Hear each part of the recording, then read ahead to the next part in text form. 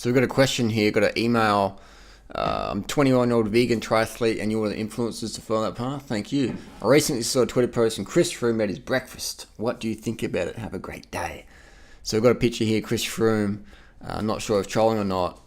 This is a few days after I rode on the back of Chris Froome and the guys in Adelaide. If you saw that video where I was out training and we're banging out some watts. So up here we have some whey protein isolate. We have some your cooked dairy thing. We have a couple of eggs and a bit of avocado.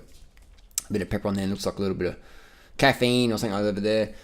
And Chris changes his diet a lot. And I've got to say, first thing though, meeting Chris briefly, he has a more of a very friendly vibe compared to a lot of pro athletes. So for someone of Chris's status as a professional athlete, he is very down to earth and approachable. So I'll give that before I write off his Twitter post.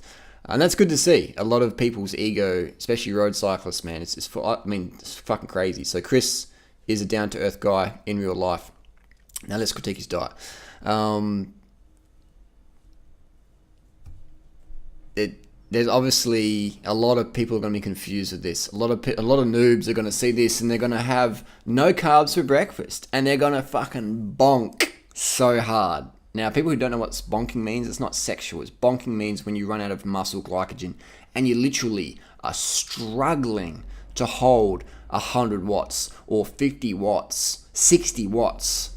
I've seen people struggle to hold when they're bonking, all right? So when I was out with Chris Froome and it got steep, I was doing 500 watts to keep up. And I'm lighter than Chris Froome, all right? So I was doing 500 watts. They're doing more than that. All right. Yes, I was on the bamboo bike and it's heavier, but I'm lighter, leaner than Chris Froome at the moment.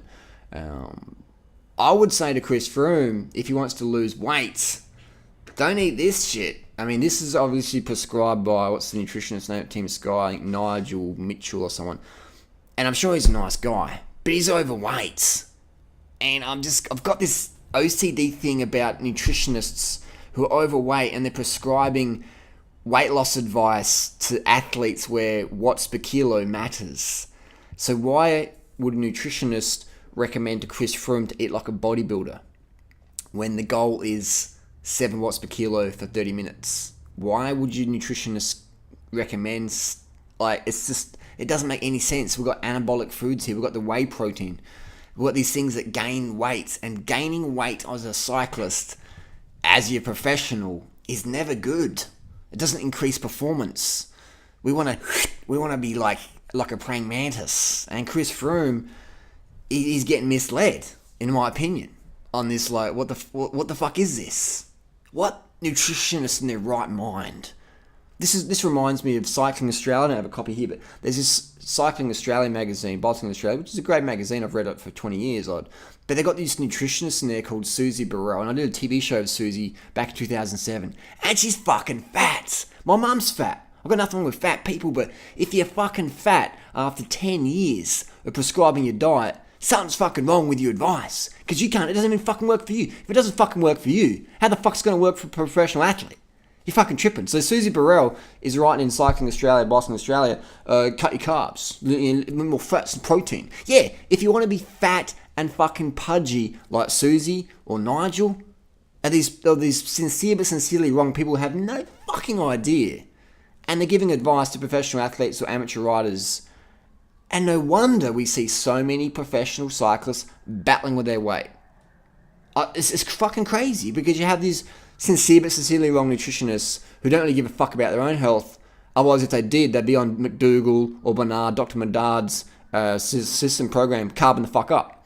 But these nutritionists, they don't give a fuck about their own health, and they're eating shit. And then they go, well, I don't want to look like a clown, so I'm going to tell my athletes to eat shit as well. So that makes me feel so bad. So if you're a professional athlete, you got to be really fucking careful whose advice you take. And if your nutritionist is fat and out of shape and running on caffeine all day, just to fucking stand up straight and verbalize content of nonsense, then I would sincerely question their advice.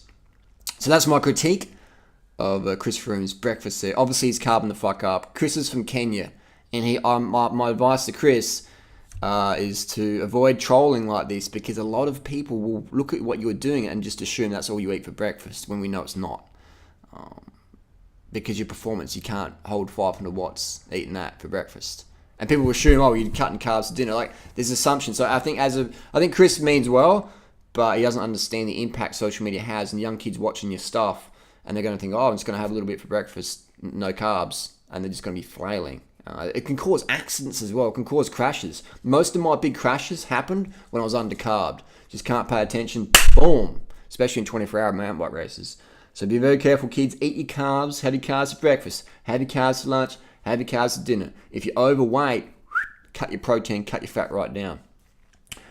And there you go. That's how it is. So carbon the fuck up. The best foods for weight loss. The best foods for performance. The Kenyan marathoners, man. Corn. Rice. Sugar, potatoes, and fucking bananas. They're the best foods for fucking weight loss, the best foods for performance, and the world's fastest athletes are living on corn, rice, sugar, bananas, potatoes. Add a bit of parsnip as well if you want.